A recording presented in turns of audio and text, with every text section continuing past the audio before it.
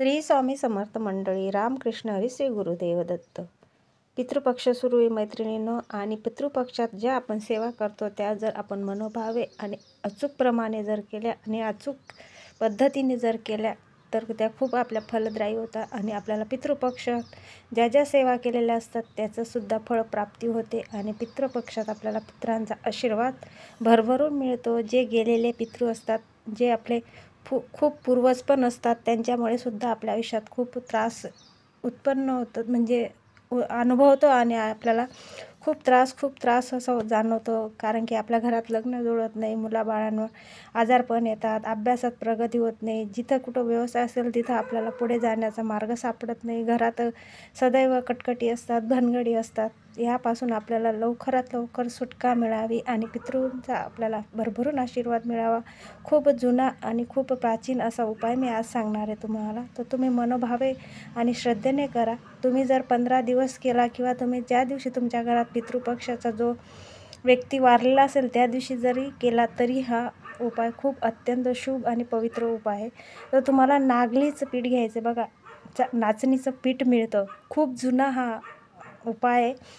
तर नागलीचं पीठ घ्यायचं आहे, त्याचा दिवा बनवायचा आहे तुम्हाला. ते कुठेही अवेलेबल, म्हणजे तुम्हाला कुठेही मिळून जाईल किराणा दुकानात.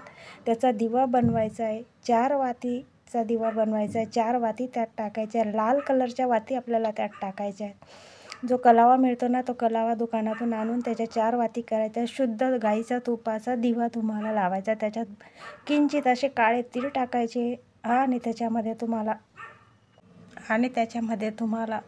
असं एक छोटं नाणं टाकायचं. 1 रुपयाचं नाणं टाकायचं, जे तुमच्या पितृपक्षांचा आशीर्वाद घेण्यासाठी ते नाणं टाकायचं आहे. आणि दुसऱ्या रात्रभर तुम्हाला तसाच दिवा दक्षिणमुखी, म्हणजे 4 मुखी, तो 4ही मुखी जळेल. तर तो तुम्हाला दरवाजाच्या बाहेर ठेवायचा आहे. तुम्ही म्हणाल की आता कुठं ठेवायचं, तर बाहेरच ठेवायचं, घरात अजिबात ठेवायचा नाही आहे.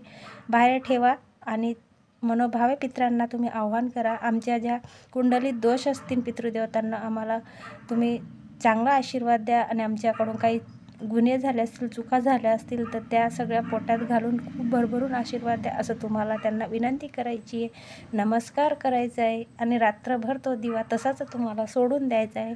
नंतर तुम्ही तो दिवा सकाळी उचलून बाहेर 4 रस्ते असतात ना, तिथं तो दिवा ठेवून यायचा आहे. ते 1 रुपयाचं नाणं स्वच्छ धुवून घ्यायचं आहे आणि ते आपल्याजवळ ठेवायचं आहे. तो आपल्याला पितरांचा आशीर्वाद मिळतो. ते नाणं आपल्याजवळ कायमस्वरूपी ठेवायचं आहे. आणि पुढच्या वर्षी तशीच तुम्हाला जो उपाय आहे तो तसाच करायचा आहे. बघा, तुम्हाला इतका छान फरक जाणवेल आणि तुमचे सगळे दुःख दूर होतील. श्री स्वामी समर्थ, श्री गुरुदेव दत्त.